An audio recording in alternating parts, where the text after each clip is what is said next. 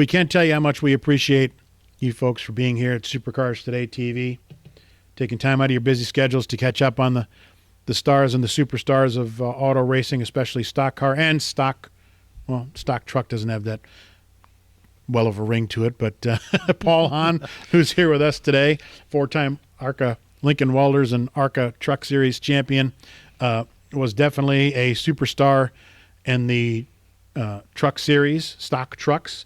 Well, I don't know. It was more of the configuration of the truck series is more like I don't know what you'd call it, that kind of chassis. It wasn't really a stock chassis, and it wasn't really a late model. It was kind of a hybrid, wasn't it? Yeah, it was a perimeter tubular chassis. I always thought they were mini late models, basically. So more like the template late models or something like that, where you ran the perimeter chassis on them. Because the ARCA Truck Series did evolve from what was called the Pro 4 Series in Ohio, Columbus, and they knew that. I mean, if you saw some of those old cars, you're going, "What the heck is that?" And they started out good-looking cars, and then after a while, you're just going, "Oh boy."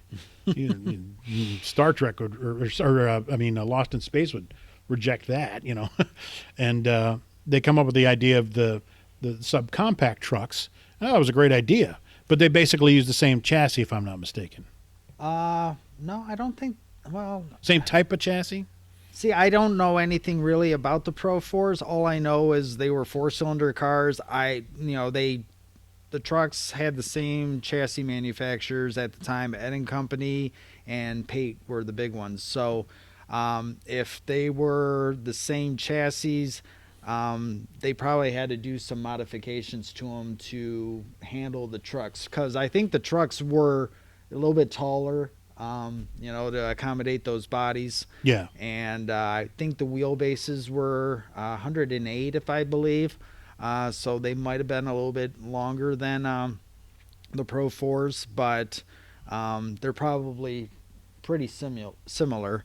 I know they ran the same motors, Esslinger, KRP, Hooker. Those were the big players in the 4 cylinders. We had a Pate chassis when we joined the series back in 2000, and put an Esslinger in it, and that was a Ford. You guys were basically a Cosworth, right? Yeah. Yep. We ran a Ford, and we had nothing but problems with the motors. We could not keep them together. Whatever we did, we don't know how the competitors were doing it, but we did our share of breaking motors. It was almost like the supercar days with breaking the motors, But here we go again. We got together with a local gentleman by the name of Brian Thompson, and he did some of the work because it was getting way too expensive to send stuff back out to Esslinger, who were at the time, I believe, in California.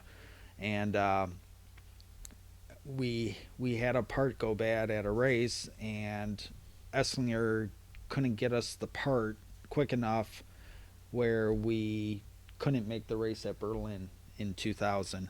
And after that, knowing your dad's personality, I can't imagine being around the shop then. that didn't sit well with him. He said there's no way ever we are going to depend on someone in California to supply us with parts. We will have a local guy around here working on these motors. So that's when he met with Brian Thompson, and he did the 4 cylinders. We didn't break as much, but we still didn't like the 4 cylinders. I think they were asking too much for these motors with the added weight and everything else. Back in the Pro 4 days, they might have been fine because I think the cars were lighter and they didn't run as many laps. And now we're running a lot more laps. We're running bigger tracks. Heat races, and practice, and yeah. So I think we were twisting them 78 to 8,000 RPM. A four-banger. Whoa. So, it's... I'm not very mechanical, but I know that's a lot for a four-cylinder motor. So, all day, all weekend. Yeah. So my dad put a huge push on with ARCA to try to introduce the V6s. Which makes sense. So... I mean, I get it. We were Pro 4s, but, okay, we left that part, so let's, there's a lot of six-cylinder stuff out there. Right, and then, ARCA was aware of the six-cylinders because, the figure eights, they were... Oh, those are bulletproof. They were getting basically. into the V6s. They were running the straight sixes, and then they went to the V6s, and they were having great success with them.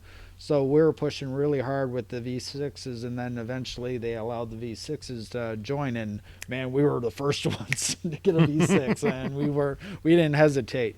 So, but you had to do a lot of modifications. You couldn't just take a four-cylinder chassis and throw a V6 in it and say, "Hey, you're good," because now you got more torque. You got the engine location. You got to widen up the frame rails to accommodate that motor and stuff. So the chassis had to be redesigned a little bit to accommodate that. So. Well, what was the allure of the truck series? Because we had we done the touring series and about put us in the poorhouse.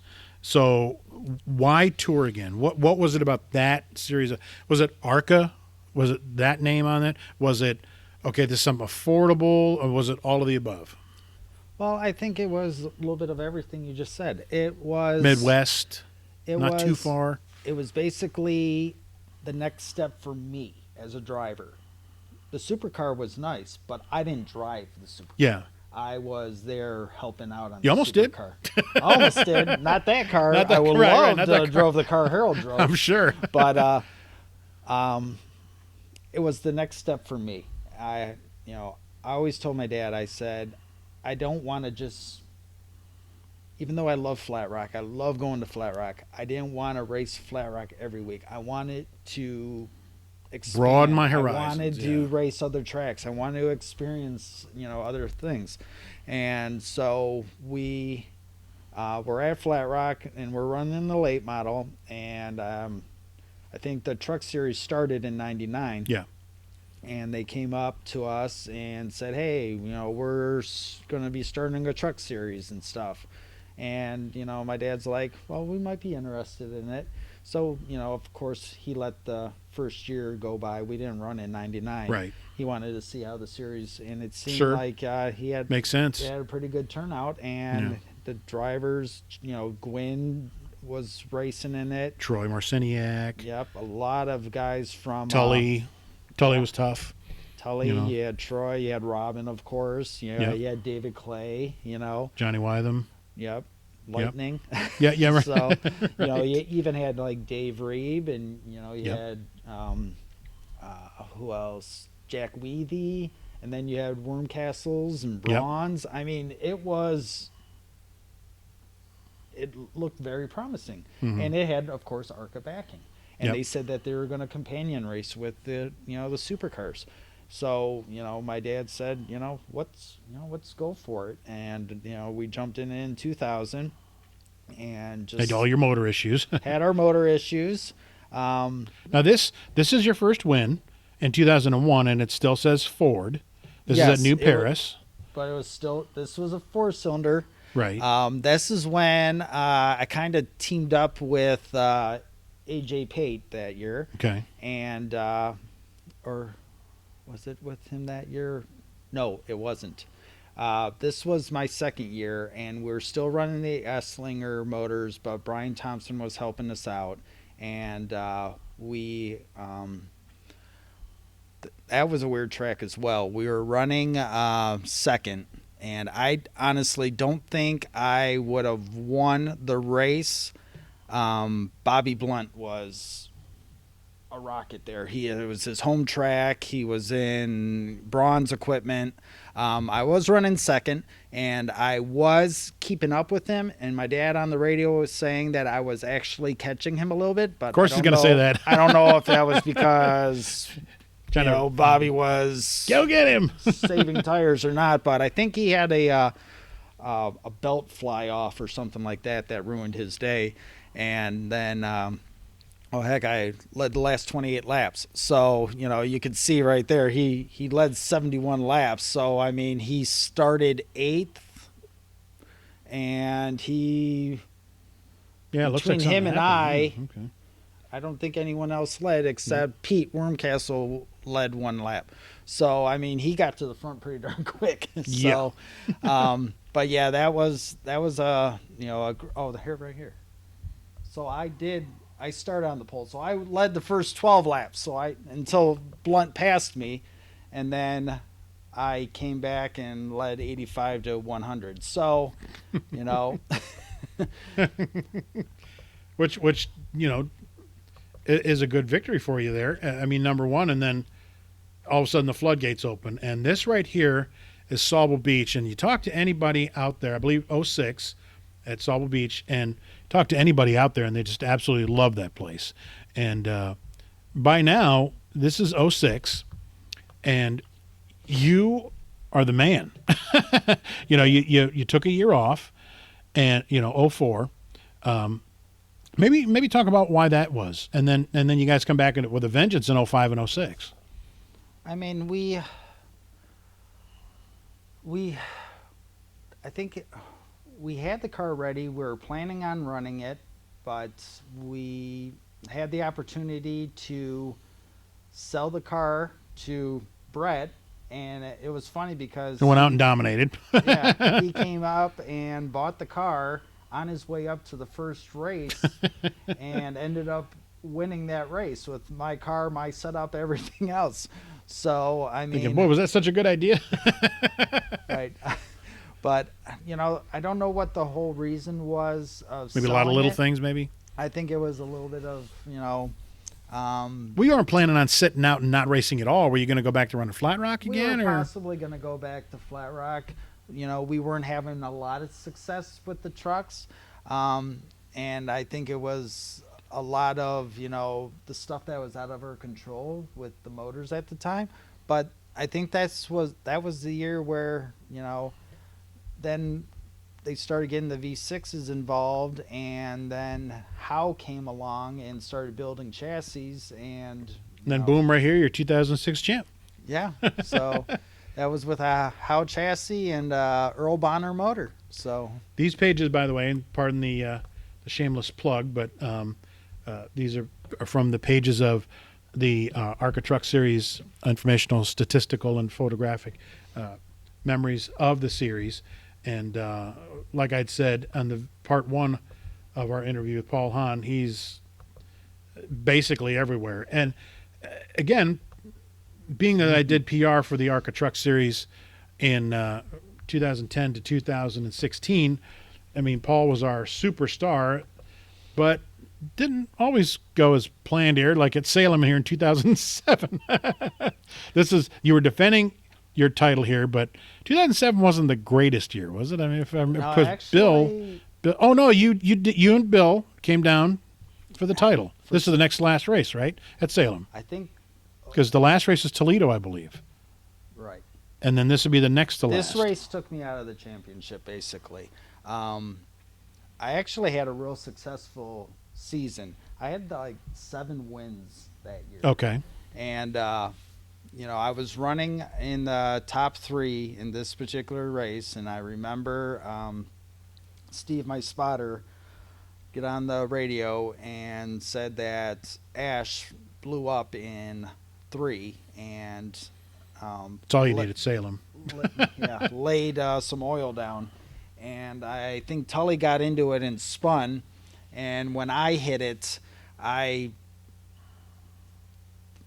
couldn't stop, and as you can see, this was And up the on end top of it. him. Yeah, I hit him so hard that to this day I don't know how I got out of that truck. I mean, it mangled that whole front end where we had to reclip it when we got back. With a tubular chassis frame. I mean, thank God nobody was hurt or killed. Yeah, and luckily Tully was able to walk away from his too, because I don't think I don't know if I hit him right in the door, but it's pretty darn close. It sure looks close there to me. Folks, you're listening to and watching Supercars Today TV with our special guest, four-time ARCA Lincoln Welders and ARCA Truck Series champion Paul Hahn. And if folks wonder why I'm putting a plug in for both, because even after Lincoln Welders had left title sponsorship of the series, they were still very good to us in the Truck Series, lending their support as best they could. Not as a title sponsor, but again, with their financial help and, lots of other different things as well. Sponsorship on our website and our easy ups and signage around the track. So I definitely want to give a shout out to them and appreciate everything they did for us. And I hear they don't have an auto racing budget anymore. Maybe I should go to them and see about calling this the Lincoln Welders Supercars Today TV broadcast. But this right here, 2008, if I'm not mistaken. And that would be championship number 2. And here's your son wearing number 7. Yep. How'd you guys get number 7, by the way? What made you choose that? Well, I started the series. Because you were 7 in the ARCA Car Series with Harold. Right. And I think at the time when I first got into the series, I was always 4 in late model, and I was 4 in most of my street stock days. Then 24 when you came to the Truck Series. Right. And I, at the time, I wanted to be 4 in the trucks, but Chad already had it. So I said, well, I'll get, the best of both worlds. I'm a Rusty Wallace fan, so there's a 2, and there's my 4, so I'll make it 24. So that's how 24 came about. And then after we had no luck with 24, we said, we're going to change it around, and we became 7. We're going with the luckiest number out there. Yep. So I picked 7, and hey, it worked for us. Now, who's in these in this shot here? Because if you don't mention them by name, yeah, you talk about me. Well, there's my sister next to the left of me, Yeah. and then that's at the time she has 3 kids now, but Okay. this is Anna, the oldest. This is Abby, and then of course my mom, Yep. my wife Dawn, my dad, Marilyn, and yep. then my little boy Logan. So There we go. yep. Like I say, make sure you get all their names in there because I don't want to be answering comments. Look at these statistics. This is unreal. I mean, you don't lead in all statistics, but just about all of them. And there's some statistics I could have gone back and, how many races did Paul win on a Saturday? Probably the most ever. How many, races in Michigan or whatever? I mean, mind-boggling. Here, There's Kentucky. Kentucky, yes. Now, but not on the super speedway, on the track. the small track. And you had asked me about as far as running a super speedway. It's not a super speedway, but Iowa. It's pretty darn close for us. It's a super speedway. You and I talked about Iowa and how fast that place was. And a tubular chassis vehicle. You said they were clopping you guys at the end of the backstretch at what speed again? I think they had us at around 155 or so. I think we were a companion race with the supercars. Yeah. And my pole time was, I think, a little over 2 seconds slower than the ARCA guys. Boy. And it was funny because we're looking at it, and if my time stood with the ARCA guys, I would have started like 10th or 11th. So it was that track's amazing. I mean, it was so much fun. It was like our Daytona, basically. But you dominated both races, though, if I'm not mistaken, right? Yeah, I mean, horsepower helps. Well, yeah. Earl built the best motors. And a Howe chassis. Howe That didn't chassis. hurt. And then my dad's setup, my dad's tweaking of the body. He did some little things here and there that helped. And then that was the first time at Iowa they were they wanted to liven up the show a little bit, because before they did the invert, they didn't invert. Where you qualified is where you started. Yeah. And so they said, well, we got to liven this up. We can't have the first place guy take off and leave the field. The pole Hahn rule. So they opted and said, hey, if the pole sitter wants an extra $500, start at the tail, and if he wins the race, he gets an extra $500. The money's in the bag, Dad. So we put. My dad goes, and it wasn't even my decision. We set the pole. My dad goes, "We're taking that $500," and I said, "What?" And he's like, I'm driving. Wait a minute. He's like, "You heard me. You're starting last." And he had all the confidence in the world in the truck and in me. So Now, this is Winchester 2011. And I remember you telling me that this could have been disastrous here at this race here. This is one of your last victories, but I know that, at the time, they come on the radio and say, "Hey, don't forget the show." And I remember you saying, "I'm not backing off." right. And maybe you can talk a little bit about why. Well, it was. Winchester is such a tough track to race. I mean, it's so fast. You have to be precise. You're so close to that wall, and it's a rhythm track. A lot of tracks are rhythm, but this one is a rhythm track. And I was just getting into a good rhythm, and it was I was extending my lead, and they came. I remember they coming on the radio, and they told my dad to tell me to back off a little bit, and my dad. Yeah, you're not telling your dad that. No, my dad didn't even relay that to me. I'm sure. He just said, "They're catching you. They're catching you. Go." That's funny. And if I'm not mistaken, you had a mechanic. You had a wheel bearing or hub coming apart or something, or. I think at the end of that race, the right front hub bearing. Right front. Ooh. Yeah, it was the right front. Don't want to lose the right front of Winchester. Right front hub bearing was. I probably had maybe another 5 laps maybe on it. So, and yikes. And we with these trucks, especially with adding the V6, you're adding that weight to the truck and everything. Yeah. We didn't run real big suspension parts. Yeah. So, that was the biggest key with these trucks was the maintenance on them, and we did that after every race. We packed front wheel bearings. We changed wheel bearings. We went through the whole truck and just checked everything. And I think that had a lot to do with our success because we weren't at the track fixing stuff.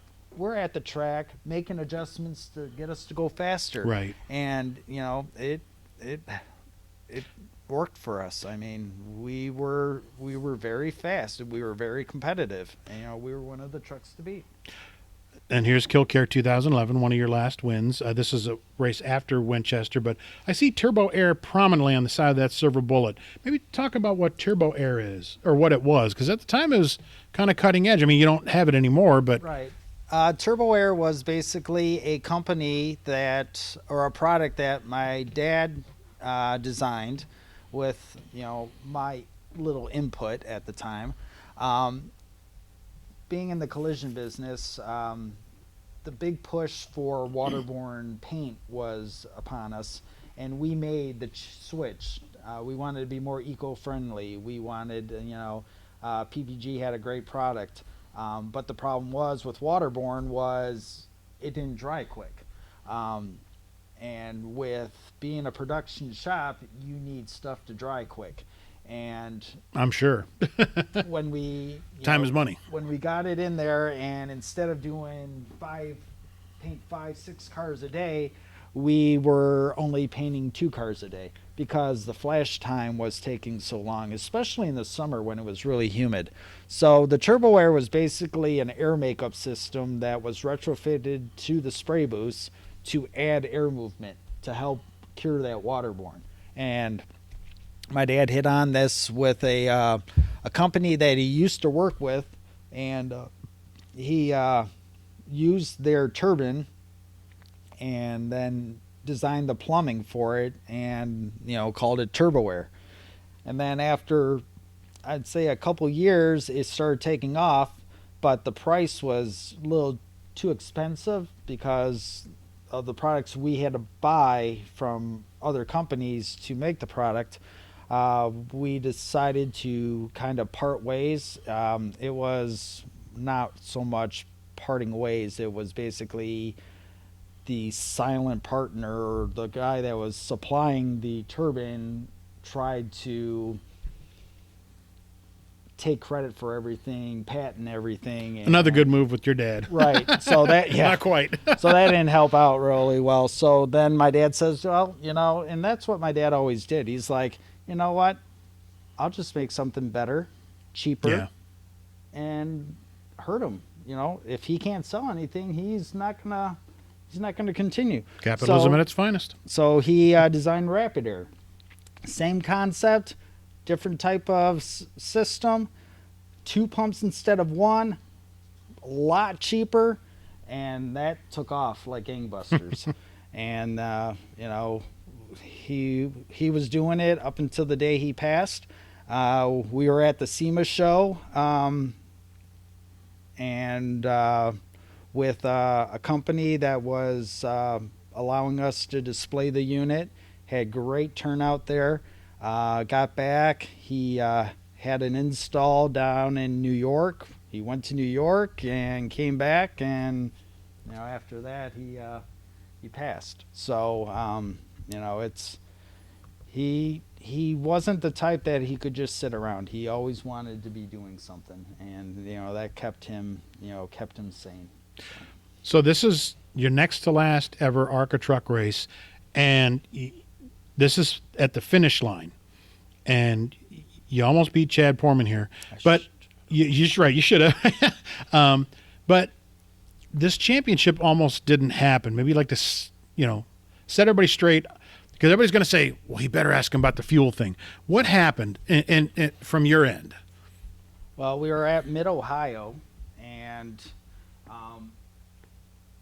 we were told that the fuel was at the track. So, and it was the track fuel. They had pumps lined up, and you know, it was the team's responsibility to get the fuel from the pumps, and you know, but I guess that day, Tom and them wanted to test fuel, so they tested our fuel, tested other trucks' fuels, and said that our fuel wasn't the same.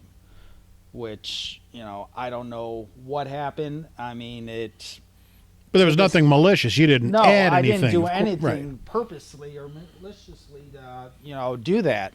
I'm thinking if we did anything, it was an honest mistake. My one crew member might have got the wrong fuel out of the wrong pump.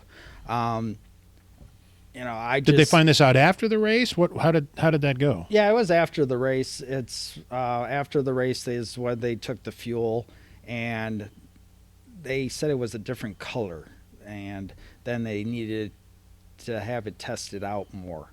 And you know, at the time, you know, you hear all kinds of stuff. You know, we had white fuel jugs, and they said that the sunlight going through the white could cause the fuel to turn a different color, which I don't know if that's true or not. But you know, we were just upset because they were putting the fuel rule in place, but yet they weren't monitoring it. Which, I mean, if they wanted everyone to have the same fuel, then they should have had an official at the pumps, you know, making sure that everyone had the right fuel, you know, or they were supposed to have the fuel, you know, at the track, you know, where all the competitors got the fuel from the same place. You know, it's, you know, they can't, I just felt like, you know, at the time, you know, and I don't want to say that they were, you know, trying to do something to us because we're so competitive and having so much success in the series. I don't believe that was the case at all. I just, you know, I think that it was just an honest mistake, and I don't know to this day because no one really told us what the fuel was. No one could tell us. And then we had the ruling in front of Dreger and stuff like that, and they told us that they were going to dock us 100 points. At first it was the whole weekend and money, and what it ended up being 100 points and the winnings that we had that weekend. So do you think that was, so then this right here was Sandusky, and like you say, you should have beat Chad. I was But then actually leading that race. You but were. And I don't then- know then what the caution, heck right. happened. The truck went away or something. And Chad got underneath me, and I'm like, well, I'm going to finish second. And then I started reeling them back in. I'm like, what the heck happened? I got a shot. I have a shot at this. And, that if I had one more lap, it was mine. But then you did this race, and then I believe you didn't run until 2013 or 14, because you didn't come back in 2012, but was it 13 or 14? You run a one-off for Ken Kirsch, and then that was it. Mm-hmm. And then That was it. I mean, was your dad PO'd? I mean, was he like, I'm not doing this anymore. I'm tired of this. I don't want to. This is not the reputation I want to deal. Did he feel it was going to hurt the company? I mean, and are you? And the second part of that question is, are you done racing? Right now, yeah, I don't see me racing anytime soon unless I can. Plus, it'd be different without your dad, I'm sure. Oh, yeah, it is. I mean, I've never raced anything without my dad. But, if the opportunity approaches itself where, I don't even have to drive a whole season. I just love to get back in the seat. If, a couple of us drivers could get together and build a car or something like that and race it every other week. Enduros, maybe, That'd be fun. Well, you own a collision shop. Why not, right? But to answer your question about why we stopped racing, I think part of it was because it was no longer ARCA. At the time, Phoenix management that took over the series, I think they wanted to do too many different rule changes that was going to affect the overall turnout of the competitors. Instead of working with what we currently have and get more people involved, they wanted to make changes with they were talking crate motors and stuff like that, and that's just changing too much too quickly. And we knew that the truck we had was one of a kind. It's not like you could take that truck and go somewhere else and race it. Yeah. So we had the opportunity to sell it, and we said, we can Offer you can't refuse. we can always get back into it if we want to, but let's just cut ties right now while we can. We don't want to have a truck that we have to turn into a street rod or a flower plant for our, which a lot of guys had to end up doing. Right. Yeah. So that was the main reason why, we saw the turnout of trucks dwindling. We saw that the races, we're doing less races a year. The entry fees were going up and the pay was going down. Mm-hmm. And you can't race that way. Yeah. I mean, I always said this racing to me was just an expensive hobby, but you still, need to at least, I'm not going to say break even, but Can't go in the poorhouse. right. You can't, spend thousands of dollars